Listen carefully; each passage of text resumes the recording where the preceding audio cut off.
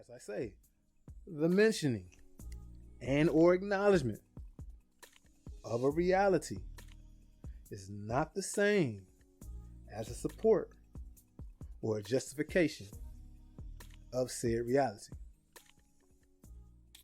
That's going on out here, right? Now, am I saying that everybody's just snitching when they say that? Hey, man, maybe not. Don't know all the different, details and intricacies of said case and plea deals, right? But more times than not, people are saying that. And to tag in with the young fella who was dealing with the Boston Rich situation, a lot of things within that judicial system can be confusing. So one would say, wait, this is what your lawyer for, right? Yes, but then your lawyer, one of the skill sets that you will hope that he may have outside of just actually being a good lawyer, like actually knowing the law and things of that nature, is situational awareness, which I would say that's probably up in the air whether they do. So when they're explaining things to their client, hey, this is going to work this way, this is going to work this way, and this is going to work that way. And the client has to sit there and process that, and sometimes maybe they are in a rush, especially like if it's, i.e. I'm tired of sitting in this damn jail cell, so okay, and that's cool, and it's not gonna make me look bad, or it's not, but that happens though. That happens, and you got your people that want to play the hard rock side of it, and I've seen too many people come home, sooner than expected, and I think that would be wrong to attach snitching to that situation.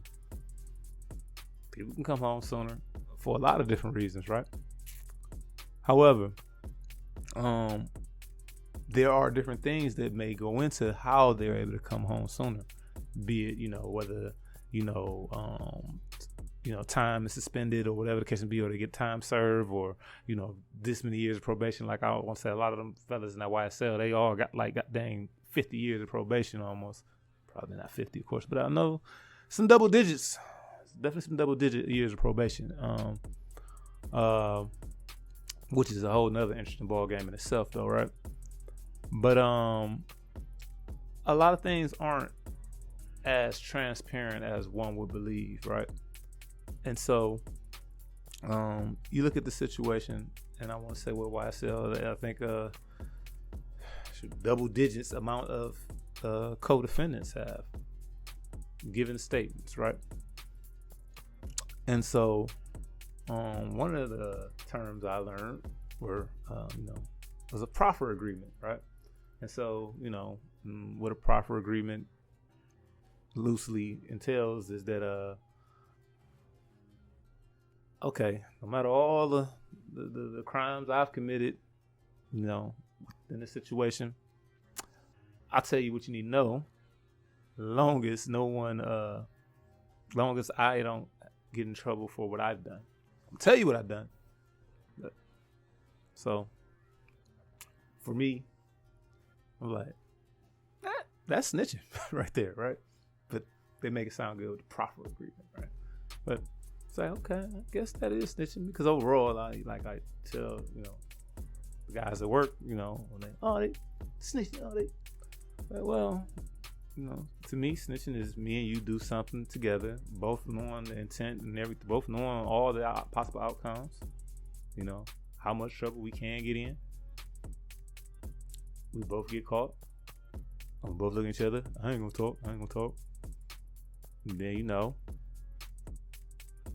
they slide me, a 12-piece nugget from Chick-fil-A in front of me, okay. What if how about I get, okay, let me start from the beginning, right?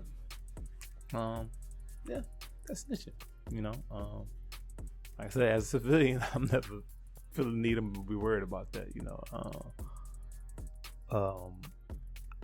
Me personally, whatever situation that I feel I'm going outside of the law, in the famous words of Tretch, I do my dirt all by my lonely. That'll be a goal. I think that should be a goal for all gangsters, right? To try to do that. And other than that, I mean, I'm man enough to accept my own consequences, you know. So,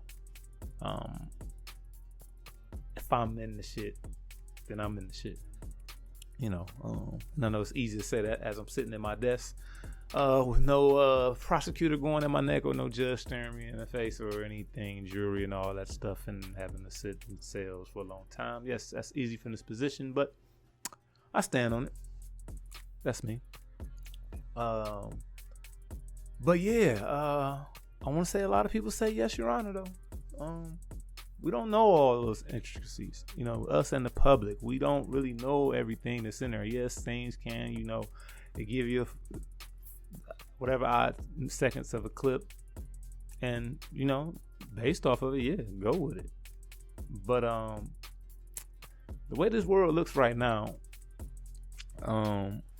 it don't even matter.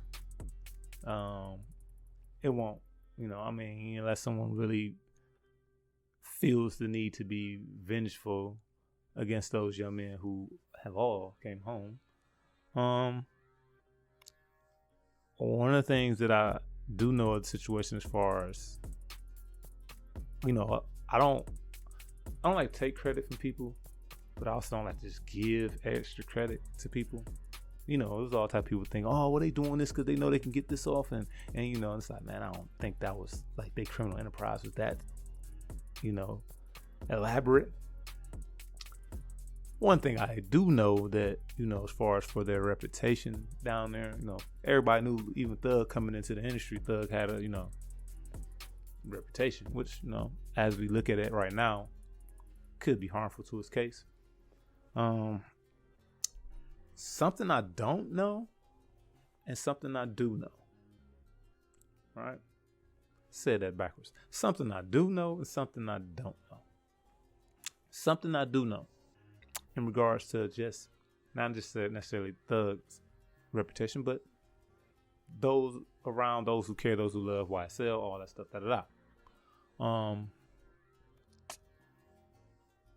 of the things, as they say, and this is a shaky one, when you go to trial, you know, and you're supposed to be judged by a jury of, you know, a jury of your peers, right? So we know how that part can go, right?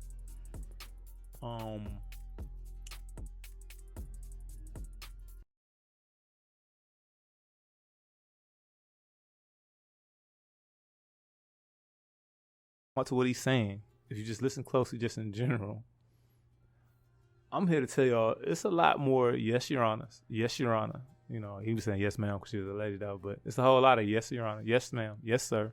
It's a whole lot more than that than you think.